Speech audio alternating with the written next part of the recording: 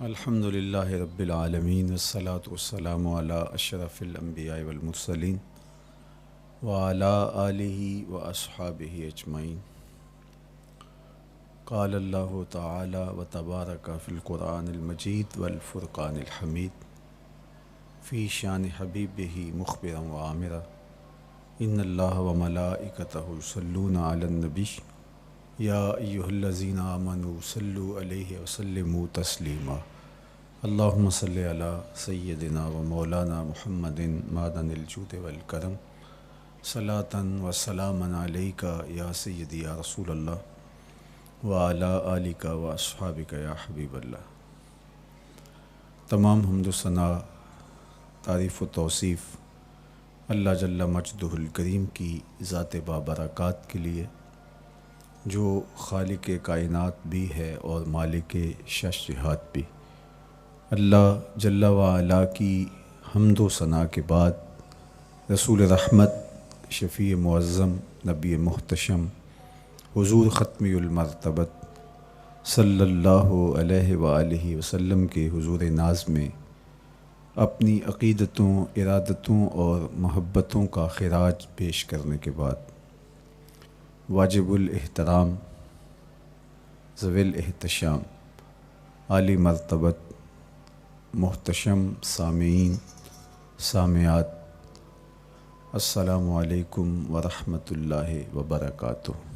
موسم رحمت، ربیع الاول کی بہاریں جلوہ ساماں ہیں، اور میں اور آپ حضور کے تذکار حسن کی خوشبو لینے موجود ہیں۔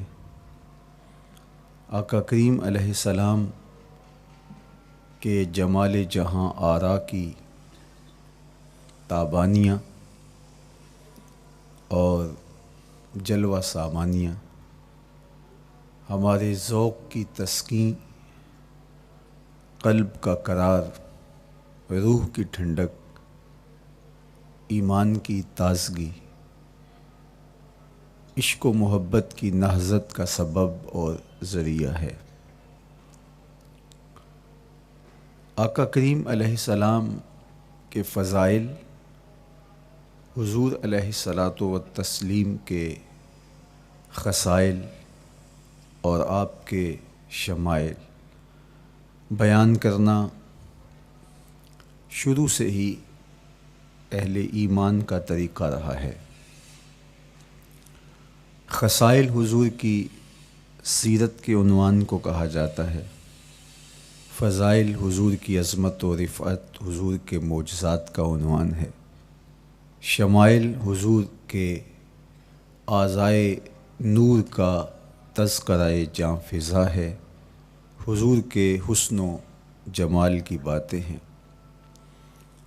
آقا کریم علیہ السلام کے شمائل پر، خصائل پر، فضائل پر علماء نے بہت کام کیا، تصنیفات چھوڑیں، محدثین نے اس عنوان سے باب باندھے۔ قیامت تک آنے والی انسانیت کے لیے حضور کی سیرت، حضور کے کردار کے عنوانات کتب میں نقش ہیں۔ حضور کی فضل و عظمت کے حوالے، حضور کے معجزات کا بیان، حضور کی رفعت کی کہانیاں اور آقا کریم کو اللہ کی طرف سے عطا کردہ مراتب جلیلہ کا بیان، یہ بھی محبوب موضوع رہا اہل علم کا، اہل محبت کا۔ لیکن حضور علیہ السلام کے شمائل، حضور کی صورت کا بیان، حضور کے حلیہ نور کی باتیں، یہ بھی ترک نہیں ہوئیں۔ عمومی طور پہ ہم شخصیات کے کردار کے حوالے سے، ان کی عادات کے حوالے سے، ان کے خصائل کے حوالے سے، ان کی تعلیمات کے حوالے سے پڑھتے ہیں۔ ان کے شمائل کے حوالے سے اتنی زیادہ تفصیلات نہیں ہوتی، لیکن کائنات میں ذات رسالت مآب صلی اللہ علیہ وآلہ وسلم وہ ذات ستودہ صفات ہے جن کے شمائل کو اس تفصیل سے بیان کیا گیا کہ یہ بھی صحابہ نے بیان کیا کہ حضور کے سر انور اور مبارک داڑھی میں سفید بال کتنے تھے۔ آپ کو کسی کا اتنا محفوظ حلیہ نہیں ملے گا۔ حضور علیہ السلام کی زلفوں کے خم کیسے تھے، حضور کی رنگت سے لے کر کے حضور کے اعضائے بدنیہ کے توازن، حسن اور جمال کی کہانیاں آپ کتب احادیث میں، شمائل کی کتابوں میں بکھری ہوئی نظر آئیں گی۔ اور کیوں نہ ہو، جس کے حسن کے قصیدے میرے رب نے بھی بیان کیے ہیں۔ کبھی حضور کے چہرہ نور کا ذکر کرتے ہوئے والضحیٰ واللیل اذا سجا، کبھی حضور علیہ السلام کی مبارک زلفوں کا تذکرہ کرتے ہوئے حامیم، کبھی آقا کریم علیہ الصلاۃ والسلام کے مبارک ہاتھوں کا، کبھی دیگر اعضائے بدنیہ کا ذکر قرآن نے کیا۔ حضور کے سینہ اقدس کی کہانی قرآن نے بیان کی۔ حضور علیہ الصلاۃ والسلام کی مازاغ آنکھوں کا تذکرہ قرآن نے کیا، تو پھر یہ محبوب اور مرغوب موضوع کیوں نہ ہوتا۔ اور آقا کریم کو اللہ نے وہ جمال دیا تھا، وہ حسن عطا کیا تھا، وہ خوبصورتی دی تھی جو حضور کا ہی حصہ ہے۔ ویسے اللہ کا ہر پیغمبر، ہر نبی، ہر رسول خوبصورت ہوا۔ کوئی نبی ایسا نہیں ہے جو خوبصورت نہ ہوا ہو، یہ اللہ کا انتخاب ہے۔ آپ تو دکان پہ سیل مین بھی رکھیں تو اس کی باقی قابلیت کے ساتھ ساتھ اس کی شخصیت کو آپ دیکھتے ہیں کہ جو خوش شکل ہو، آنے والے کو متاثر کر سکے، باوقار لگے۔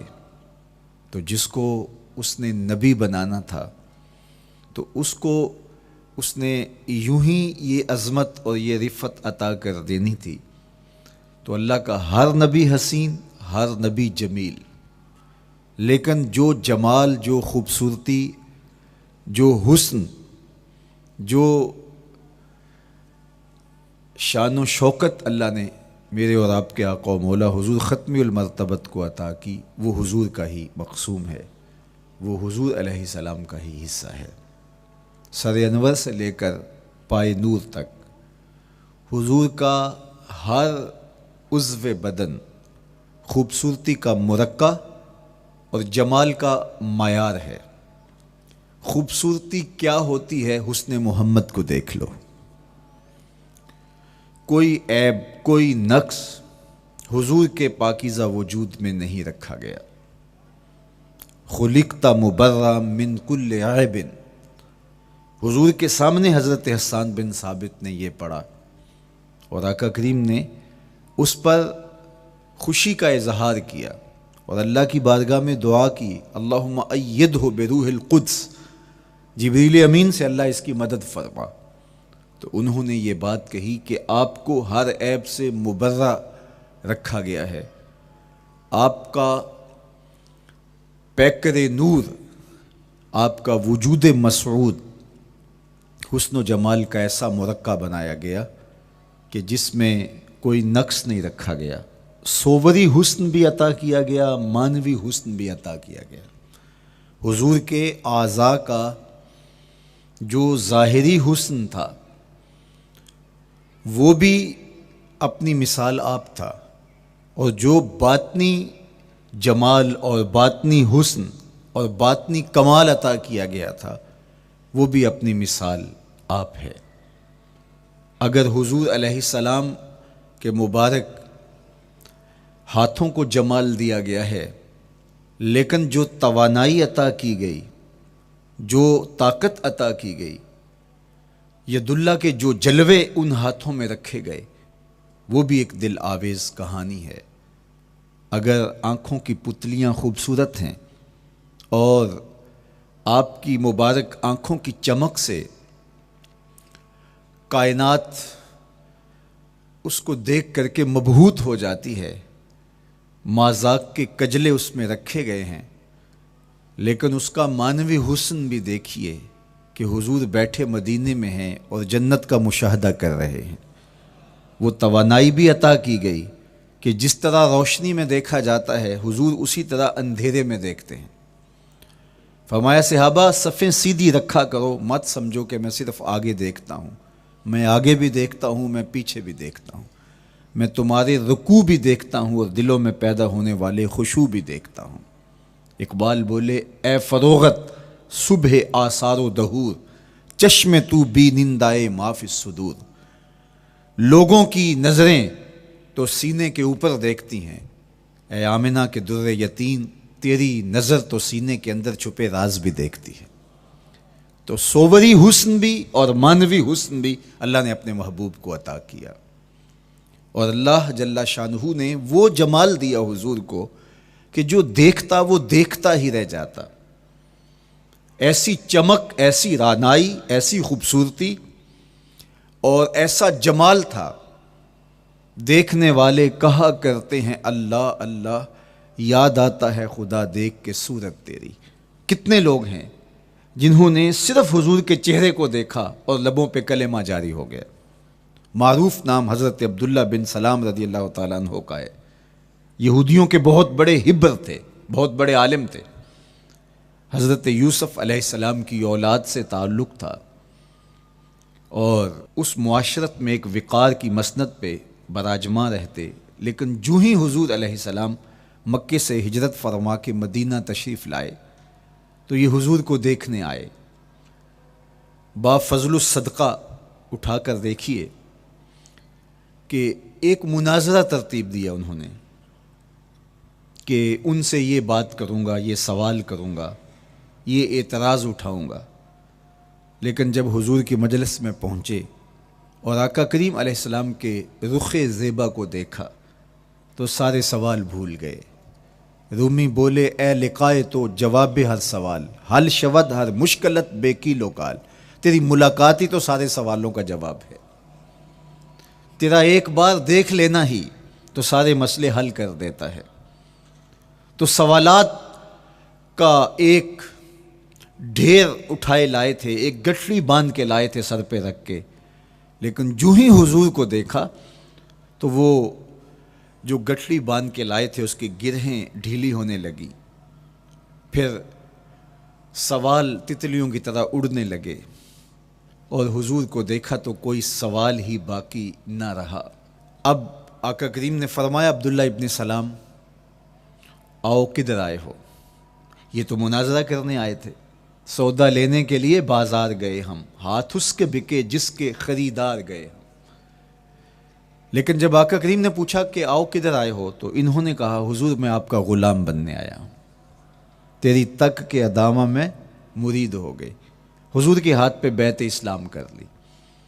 اب جن لوگوں نے عبداللہ ابن سلام کو تیار کر کے بھیجا تھا وہ امید میں تھے کہ تھوڑی دیر کے بعد ہم سنیں گے کہ انہوں نے سخت سوال کیے اور مسلمانوں کے نبی ان کا جواب نہیں دے پائے، لیکن جب ان کے کانوں تک یہ خبر پہنچی کہ عبداللہ بن سلام نے تو کوئی سوال ہی نہیں کیا بلکہ وہ محبوب کی نگاہوں کا شکار ہو گئے، اور انہوں نے دیکھتے ہی حضور پر تن من سب کچھ نچھاور کر دیا اور لبوں پہ کلمہ جاری ہو گیا، تو وہ صبر نہ کر سکے اور عبداللہ ابن سلام کے پاس پہنچے اور جا کے کہا کہ تو نے یہودیت کی ناک خاک آلود کر دی، تم نے کوئی سوال کیا ہوتا، انہوں نے جواب دیا ہوتا اور پھر تم نے مان لیا ہوتا تو ہم سمجھ جاتے کہ ایک عالم تھا، علمی پیاس بجھ گئی، مطمئن ہو گیا، لیکن یہ عجیب کہانی ہے، سنا ہے تم نے کوئی سوال بھی نہیں اٹھایا، انہوں نے جواب بھی نہیں دیا، بس تم نے ان کو دیکھا اور دیکھتے ہی تمہارے لبوں پہ کلمہ جاری ہو گیا، تو یہ کیا کہانی ہوئی؟ تو عبداللہ ابن سلام نے جو جواب دیا وہ آب زر کے ساتھ لکھنے کے قابل ہے۔ انہوں نے کہا کہ یہ بات میری سمجھ میں بھی نہیں آئی، جب میں اس آقا و مولا کی چوکھٹ پہ پہنچا اور میں ان سے سوال کرنے کے لیے لفظوں کو ابھی ترتیب ہی نہیں دیا تھا کہ میری نظر ان کے جمال جہاں آرا پہ پڑ گئی، اب عبداللہ بن سلام کے لفظ سنیے، فرماتے ہیں فلما تبینت وجہہ عرفت ان وجہہ لیس بوجہ کذاب، جب میں نے ان کے جمال جہاں آرا کو دیکھا، چہرہ نور کو دیکھا، رخ زیبا کی زیارت کی، تو میں نے پہچان لیا یہ چہرہ کسی جھوٹے کا ہو ہی نہیں سکتا ہے۔ دیکھنے والے کہا کرتے ہیں اللہ اللہ، یاد آتا ہے خدا دیکھ کے صورت تیری۔ اللہ نے صورت ہی ایسی بنائی، جمال ہی ایسا دیا، خوبصورتی ہی ایسی دی کہ جو حضور کو دیکھتے وہ دیکھتے ہی رہ جاتے۔ تو کتنے لوگ تھے کہ جنہوں نے محض حضور کو دیکھا، پھر اس کے بعد لب کھلے تو کلمہ ہی جاری ہوا۔ وہ خوبصورتی اور وہ جمال اللہ نے اپنے محبوب کو عطا کیا۔ آقا کریم علیہ الصلوۃ والسلام کا ایک ایک عضو بدن خوبصورتی کا مرقع تھا، بلکہ خوبصورتی کا معیار تھا۔ حسن کیا ہوتا ہے، حسن کا معیار کیا ہوتا ہے، جمال کسے کہتے ہیں، خوبصورتی کی تعریف کیا ہے، اعضائے محمد صلی اللہ علیہ وآلہ وسلم کا توازن دیکھ لو، تمہیں پتہ چلے گا کہ حسن کسے کہتے ہیں۔ حضور علیہ السلام کو اللہ تعالیٰ جل شانہ نے جو حسن بخشا، جو جمال دیا، جو خوبصورتی دی، وہ حضور کے مبارک قدموں سے اس کا انداز کیجئے کہ جس کے قدم اتنے سونے ہیں اس کا چہرہ کتنا سونا ہوگا۔ حضرت عبداللہ بن بریدہ رضی اللہ تعالی عنہ حضور کے مبارک قدموں کا ذکر کرتے ہوئے وصف جمال محمد کی کہانی چھیڑتے ہیں اور فرماتے ہیں کانا رسول اللہ صلی اللہ علیہ وآلہ وسلم احسن البشر قدماً، کہتے ہیں کہ کائنات میں جتنے سونے قدم میرے حضور کے تھے کسی کے تھے ہی نہیں۔ جو جمال اللہ نے حضور کے مبارک قدموں کو دیا تھا، اللہ اکبر، وہ کسی اور کا مقسوم نہیں تھا۔ خوبصورت قدم۔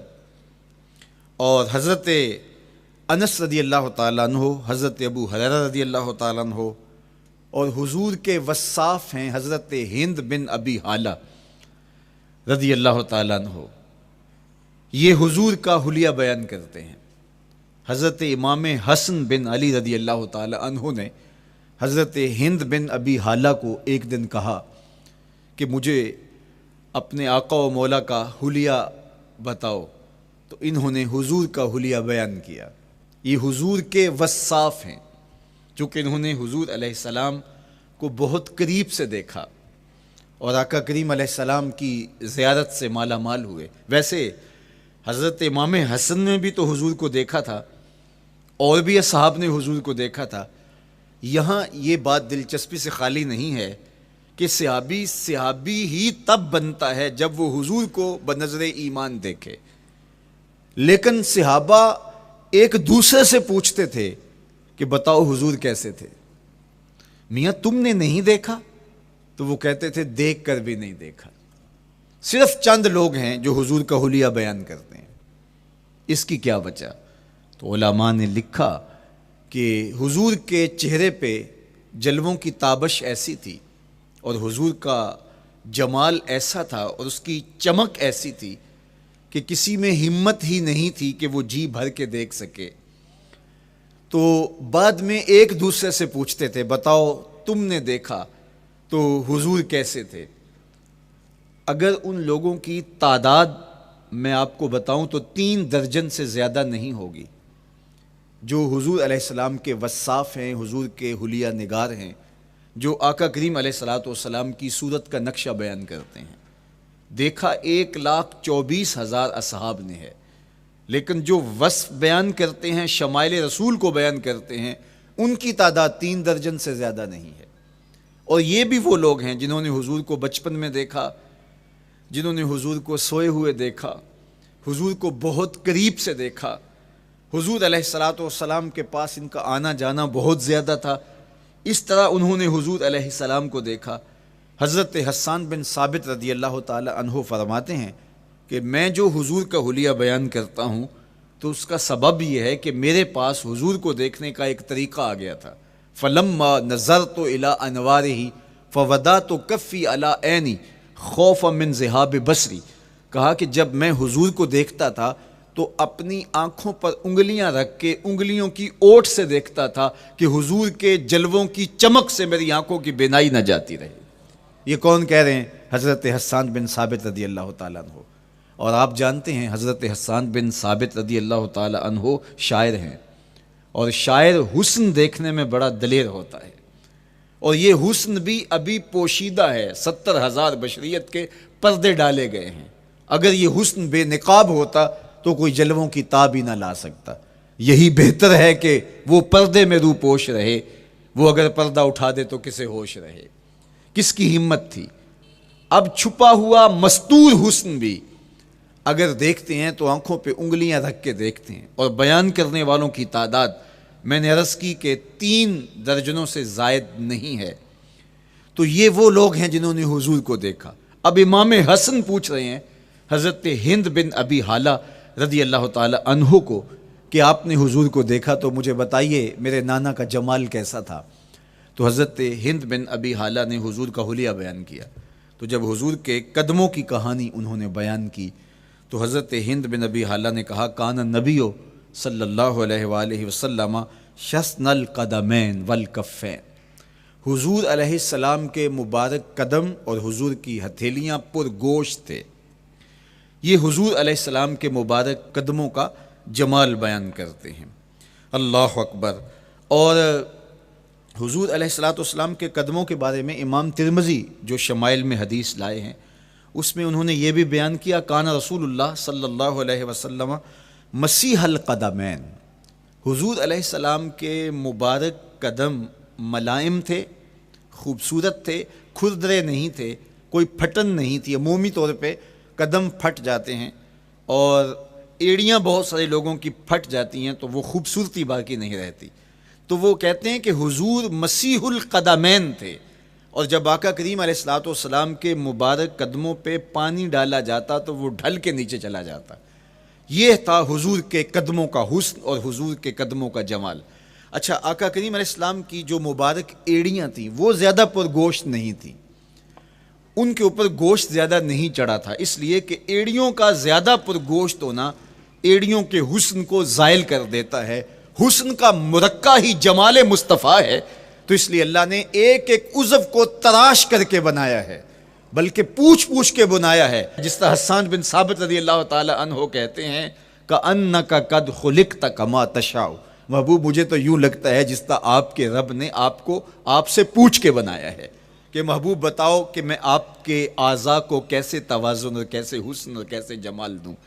تو حضور کی مبارک ایڑیاں یہ پرگوشت نہیں تھیں، باقی حضور کے پاؤں پرگوشت تھے اور کوئی پھٹن نہیں تھی، بالکل نرم گداس اور بالکل جو ہے وہ ملائم تھے، اور جب پانی ڈالا جاتا تو پانی ڈھل کے نیچے 1 سیکنڈ میں آ جاتا۔ یہ اللہ نے محبوب کو حسن دیا۔ حضرت ہند بن ابی حالہ نے کہا کہ حضور کے مبارک تلوے جو تھے وہ درمیان سے اٹھے ہوئے تھے، ایڑیوں سے لے کر کے انگلیوں تک یہ تلوہ کہلاتا ہے، جو اس کا نچلا حصہ جو زمین سے مس کرتا ہے، اور اس میں جو درمیان والا حصہ ہے یہ اٹھا ہوا ہو اور بالکل پاؤں سیدھا نہ ہو تو یہ پاؤں کا حسن ہے۔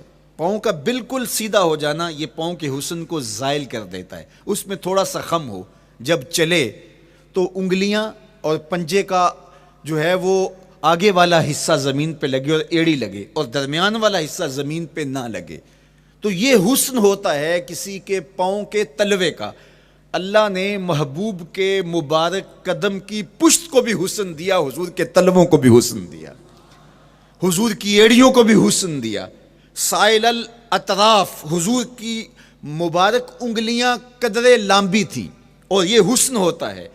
انگلیاں چھوٹی ہوں، ان کا قد پست ہو تو پاؤں کی خوبصورتی دکھائی نہیں دیتی، لیکن اللہ نے اپنے محبوب کی انگلیوں کو بھی ایک لمبائی عطا کر کے اس کو بھی ایسا جمال دیا تھا، یار جو پاؤں کو دیکھتا رہے وہ پاؤں کو ہی دیکھتا رہ جائے۔ اللہ اکبر۔ اچھا، بعض احادیث میں آتا ہے کہ حضور علیہ السلام کے مبارک تلوے جو ہیں لیس لہا اخمس، یہ لفظ ہیں کہ وہ اخمس نہیں تھے، یعنی وہ درمیان سے اٹھے ہوئے نہیں تھے، تو اس کا کیا مطلب ہے؟ یہ حضرت ابو ہریرہ رضی اللہ تعالیٰ عنہ سے جو مروی روایت ہے اس میں یہ ہے لیس لہا اخمس، اور حضرت ہند بن نبی حالہ سے جو حضور کے مبارک تلووں کا حسن بیان کیا گیا ہے، تو اس میں یہ بیان کیا گیا ہے کہ حضور علیہ الصلوۃ والسلام کا مبارک قدموں کا تلووں کا حسن یہ تھا کہ وہ درمیان سے تھوڑے سے اٹھے ہوئے تھے، اور یہ خوبصورت پاؤں کا جمال ہوتا ہے۔ تو ان دو چیزوں میں علماء نے تطبیق کی ہے۔ اللہ ان علماء کی قبروں پر رحمت نازل کرے جو حضور کے حسن پہ، حضور کے جمال پہ گفتگو کرتے رہے، اور ایک ایک عضو پر انہوں نے کئی کئی صفحات لکھے اور کتابیں انہوں نے تحریر کی حضور کے جمال پر۔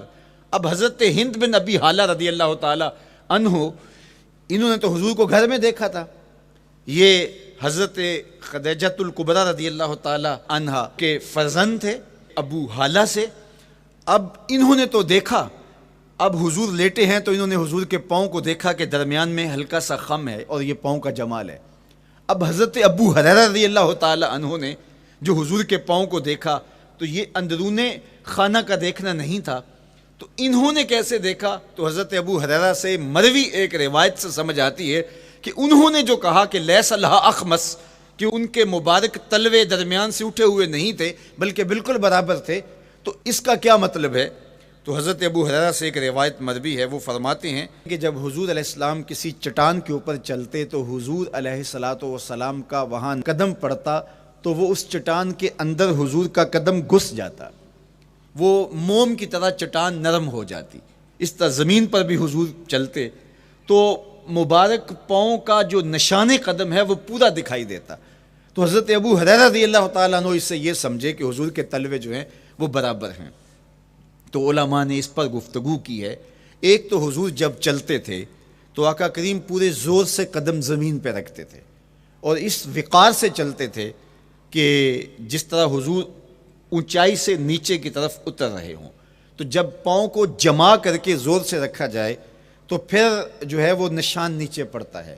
یا اللہ اپنے محبوب کے لیے زمین کو اور پتھروں کو بھی نرم کر دیا تو پھر حضور کے تلووں کا نقش بھی زمین کے اوپر جو ہے وہ حویدہ ہو جاتا۔ سلطان قاتیبائی نے ایک ایسا ہی پتھر جس کے بارے میں شنید تھی کہ اس پر حضور کے قدموں کا نقش موجود ہے، تو انہوں نے 20,000 دینار کے اندر وہ خریدا، اور انہوں نے یہ کہا کہ جب میں فوت ہو جاؤں تو حضور کے قدموں کے نشان والا پتھر میری قبر کے سرہانے بطور کتبہ لگایا جائے۔ علامہ شہاب الدین خفاجی علیہ رحمہ لکھتے ہیں ہوا موجود الی الآن، وہ اپنے دور میں کہانی بیان کرتے ہیں وہ آج بھی سلطان قاتیبائی کی قبر کے سرہانے وہ پتھر نصب ہے جہاں حضور کے قدموں کے نشان موجود ہیں۔ اللہ اکبر۔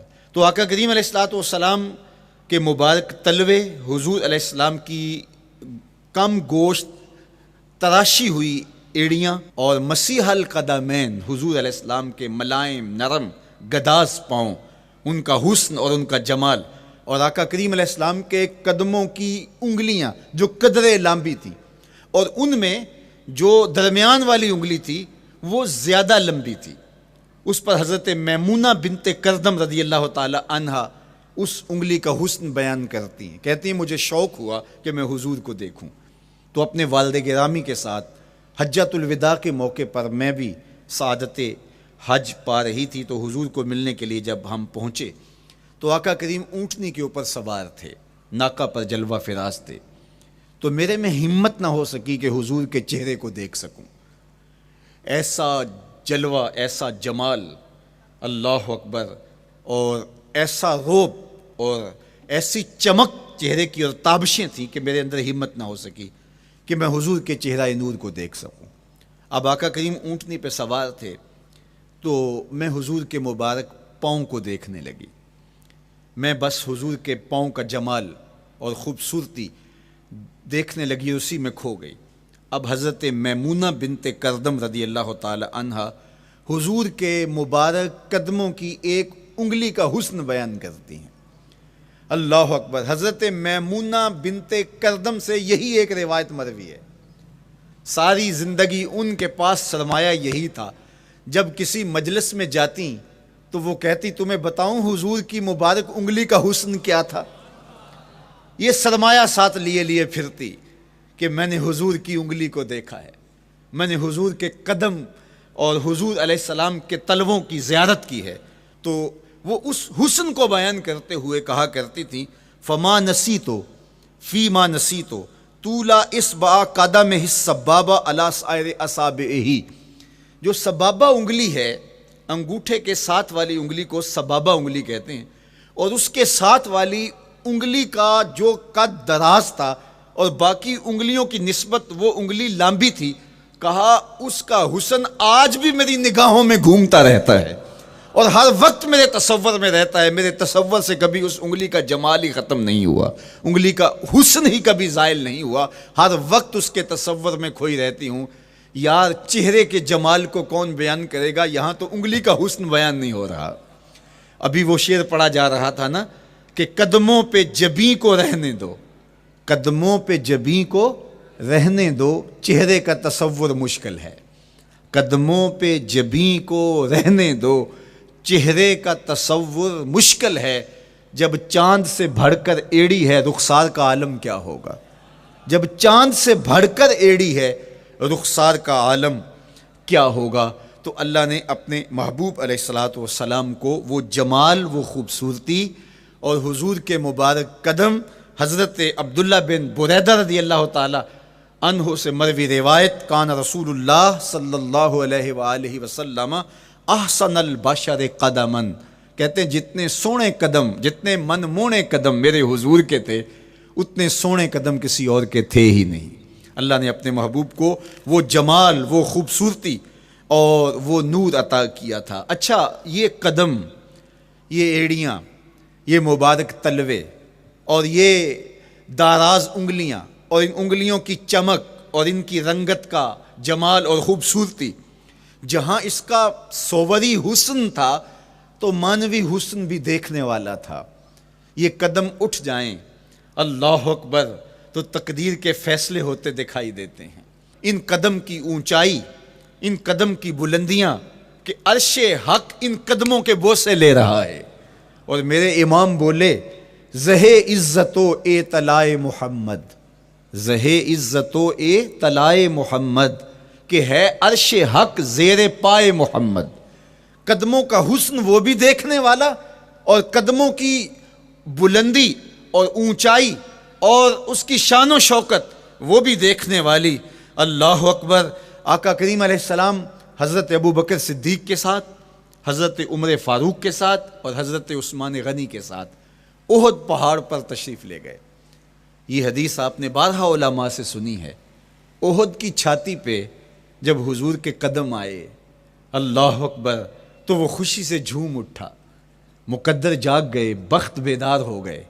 ان کے قدم جو کہ عشاق کی آنکھوں کی ٹھنڈک ہے، جب چھاتی پہ آ جائیں تو کون عاشق نہیں جھوم جائے گا.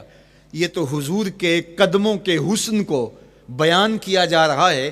آپ کی روح رقص کر رہی ہے اور آپ کا دل جو ہے وہ ایک عجیب سرور اور کیف کی وادی میں اور ایک جو ہے وہ خوشیوں کے جو ہے وہ عالم میں نہال ہوتا چلا جا رہا ہے.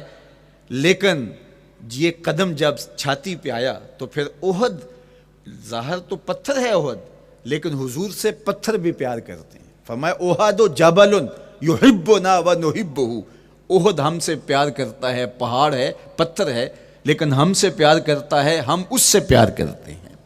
اس کائنات میں صرف سرکش انسانوں اور جنوں کے علاوہ کائنات کی ہر شے حضور سے پیار کرتی ہے، حضور سے محبت کرتی ہے. آؤ میں تمہیں پیار کی ایک اور کہانی سناؤں. مسجد نبوی ہے، آقا کریم تشریف فرما ہیں، منبر پہ جلوہ فراز ہوئے. ابھی واز کا آغاز ہی کرنا چاہ رہے تھے کہ ایک جانب سے رونے کی آواز آنے لگی.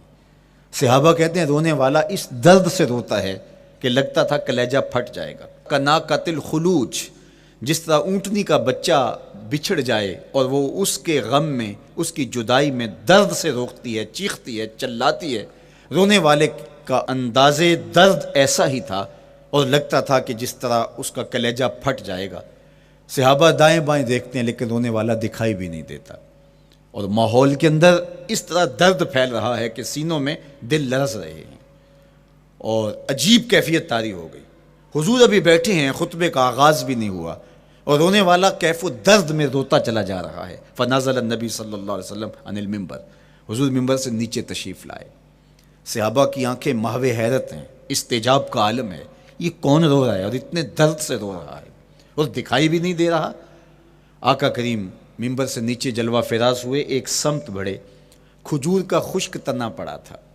آج پہلا دن تھا کہ ممبر حضور علیہ السلام کے لیے بچھایا گیا، ورنہ یہ خشک تنا دیوار کے ساتھ جو ہے وہ رکھا گیا تھا اور حضور اس کے ساتھ ٹیک لگا کر کے واز کیا کرتے تھے۔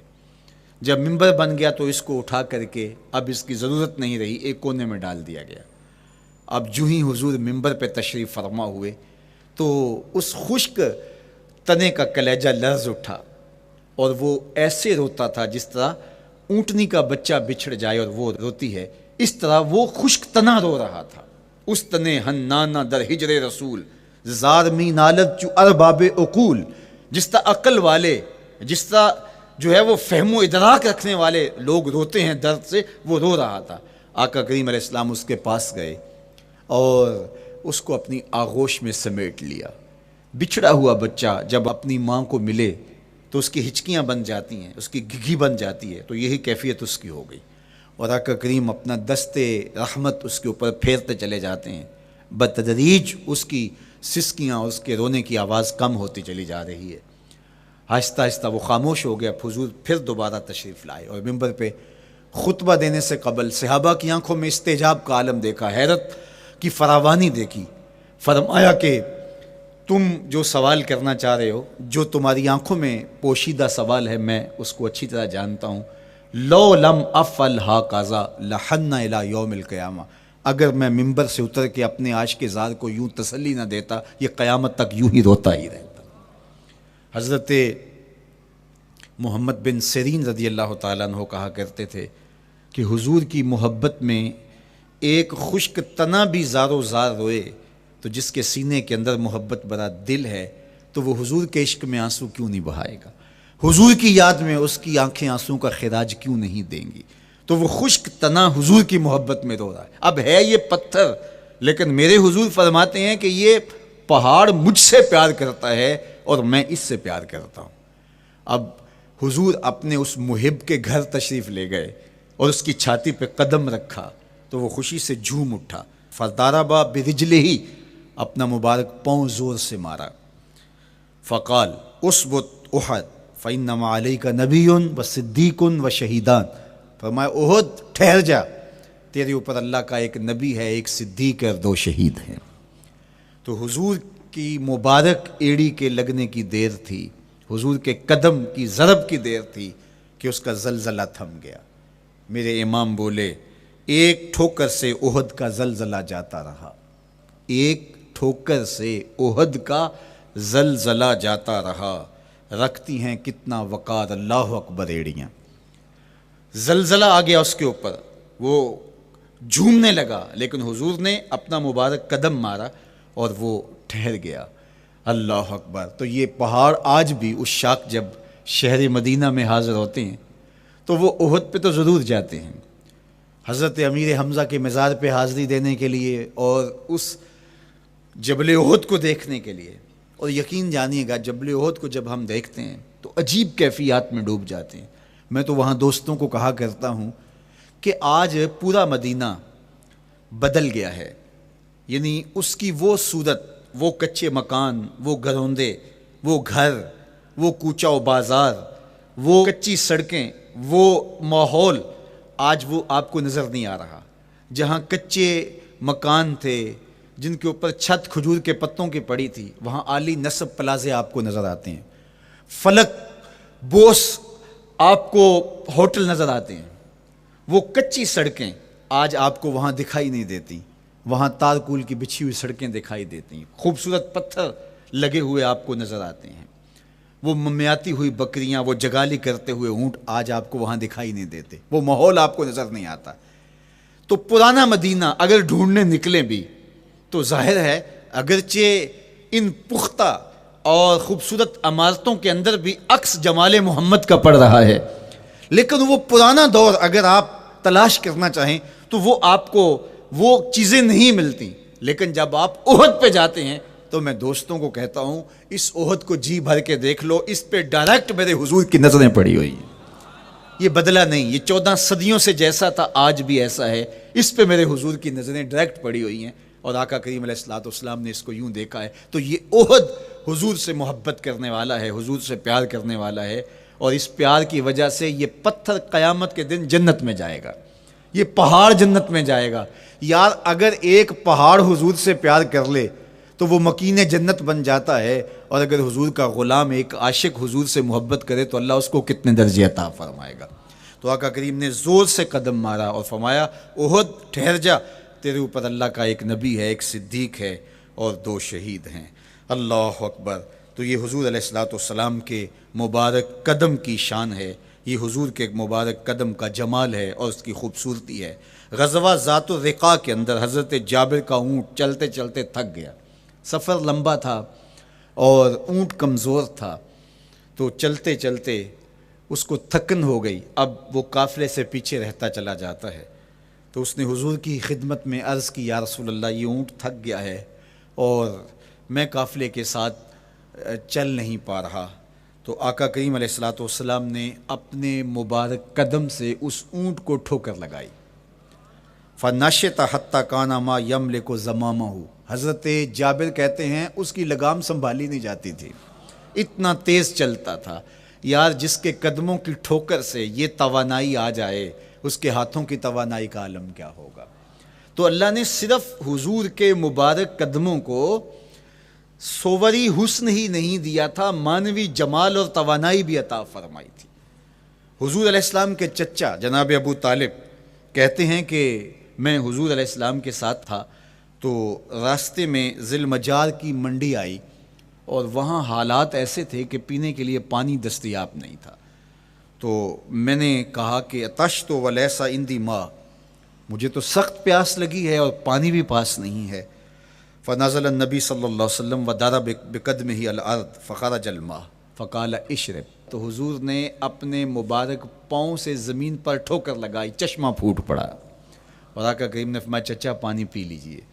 تو وہ پاؤں اگر زمین پہ لگے تو چشمے پھوٹے، اگر احد پہاڑ پہ وہ پاؤں پڑے تو اس کا زلزلہ جاتا رہے، اور اگر وہ کسی جانور کو حضور ٹھوکر لگائیں تو اس کے اندر اس قدر تیزی آ جائے کہ اس کی باغ سنبھالی نہ جائے، اتنا سریع رفتار ہو جائے۔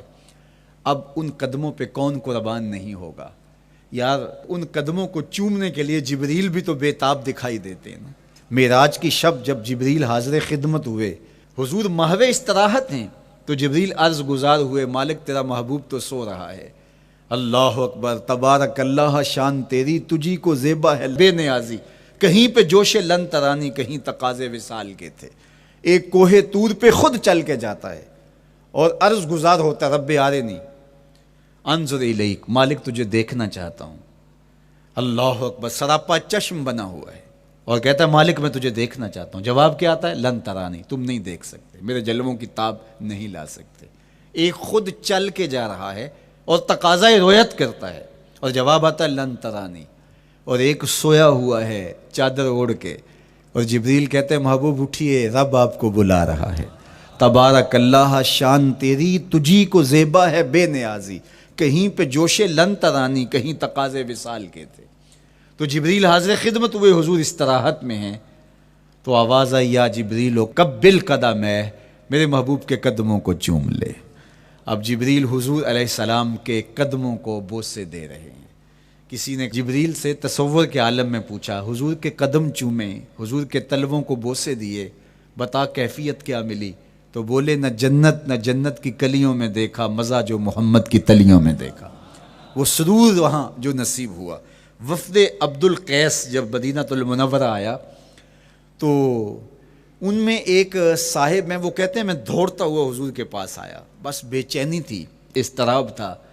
جب آپ مدینہ المنورہ میں جاتے ہیں تو آپ کو جا کے گاڑی اتارتی ہے اور آپ ہوٹل میں سامان رکھتے ہیں، تو پھر کتنی جلدی ہوتی ہے کہ جلدی سے غسل کریں اور جلدی سے نیا لباس پہنیں اور جا کے ہرے گنبد کو دیکھیں، حضور کی مبارک مسجد کی زیارت کریں، ان کوچہ و بازار میں جائیں جہاں حضور کے مبارک قدم لگے تھے۔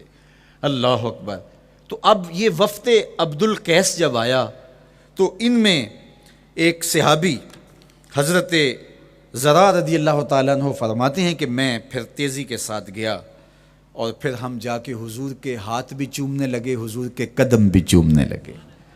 یہ سعادت مند قدم جن کے بوسے صحابہ دیتے ہیں، کبھی جبریل کے بوسہ گاہ بنتے ہیں، کبھی احد پہاڑ کی چھاتی ان قدموں کو چومتی ہے۔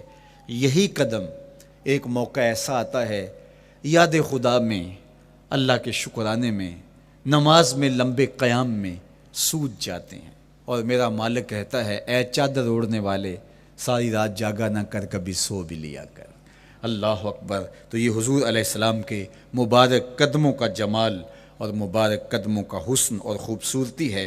اللہ نے اپنے محبوب علیہ السلام کے مبارک قدموں کو صوری اور معنوی حسن سے نوازا، اور یہ حسن حضور کے مبارک قدموں کا ہے، پھر جس کے قدم اتنے سونے ہیں اس کا چہرہ کتنا حسین ہوگا۔ ایک سوال اٹھ سکتا ہے کہ حضور کے حسن کو بیان کرنے کا مقصود کیا ہے؟ تو صاحب، کسی کے حسن کو بیان کرنے کا مقصود یہی ہوتا ہے کہ اس سے پیار اور محبت کا ربط قائم ہو، اور اگر قائم ہے تو مضبوط ہو۔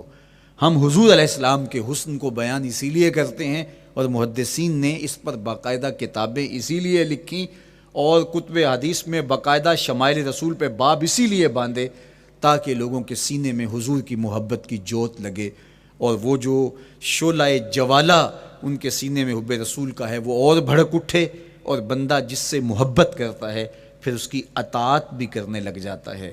تو جو محبوب اتنا سونا ہے، اتنا جمال آفریں ہے، اور جس کے قدم اتنے سونے ہیں، پھر اس کے نقش قدم کو کیوں نہ تھام لیں، اس کے نقوش پا کو خضر راہ کیوں نہ بنا لیں، پھر ان کے اٹھنے والے قدموں پر اپنی زندگی کیوں نچھاور نہ کر دیں۔ اگر سر پہ رکھنے کو مل جائے نقش نال حضور تو کہیں کہ ہاں تاجدار ہم بھی ہیں۔ یعنی وہ قدم تو قدم رہا، اس قدم کی رعنائیاں، اس کی خوبصورتیاں، اس کا جمال اور اس کا حسن تو حسن رہا۔ جہاں وہ مبارک قدم لگا، جہاں وہ نقش لگا، اگر وہ نقش بھی سر پہ رکھنے کو مل جائے تو کہا کہ اگر سر پہ رکھنے کو مل جائے نقش نال حضور، حضور علیہ السلام کا قدم تو جزو بدن رسول ہے۔ حضور علیہ السلام کے مبارک قدموں میں وہ جو نالین تھی، اس نالین کا بھی نقش وہ اگر سر پہ رکھنے کو مل جائے تو ہم زمانے کے تاجدار کہلائیں گے، اور جن کے سر پہ حضور کا قدم آ جائے ان کا مرتبہ کیا ہوگا۔ تو یہاں اس نقش کو بھی دیکھیے، حضور کے مبارک قدموں میں جو نالین آیا اس کو نالین شریف کہتے ہیں۔ اس نال کو نال شریف یا ان نالین کو نالین شریف کہا جاتا ہے، اس لیے کہ وہ حضور کے مبارک جسم سے جڑ گئے، حضور سے ان کا ربط پیدا ہو گیا، وہ جزو بدن رسول نہیں ہیں، تو اس کا یہ مرتبہ ہے۔ تو پھر حضور علیہ السلام کی شان اور حضور کی عظمت کیا ہوگی، اللہ اکبر۔ بلکہ حضور علیہ السلام کے نالین جہاں رکھے جائیں، وہ کسی نے کہا نا کہ ذرے اس خاک کے تابندہ ستارے ہوں گے، ذرے اس خاک کے تابندہ ستارے ہوں گے جس جگہ آپ نے نالین اتارے ہوں گے۔ وہ جگہ جہاں حضور کے قدم نہیں، حضور کے قدموں سے مس ہوئے ہوئے نالین رکھے جائیں، وہاں جو ذرے اس نالین کے تلووں کو چومتے ہیں وہ بھی آسمان کے ستاروں سے اس شاخ کو حسین دکھائی دیتے ہیں، وہ بھی زیادہ چمکدار دکھائی دیتے ہیں، اور اس شاخ کی آنکھوں کا سرما اور ان کے دل کا قرار اور روح کی ٹھنڈک قرار پاتے ہیں۔ تو یہ ہے حضور علیہ السلام کی نسبت کا احترام اور حضور کی محبت کا اثر جو اس شاخ کے سینے میں محسوس کیا جاتا ہے۔ اللہ مجھے آپ کو اپنی خاص پناہیں، امان اور حفاظتوں کا حصاد بخشے۔ کار ما آخر شدو آخر ز ما کار نشد، مشت خاک ما غبار کوچائے یار نشد۔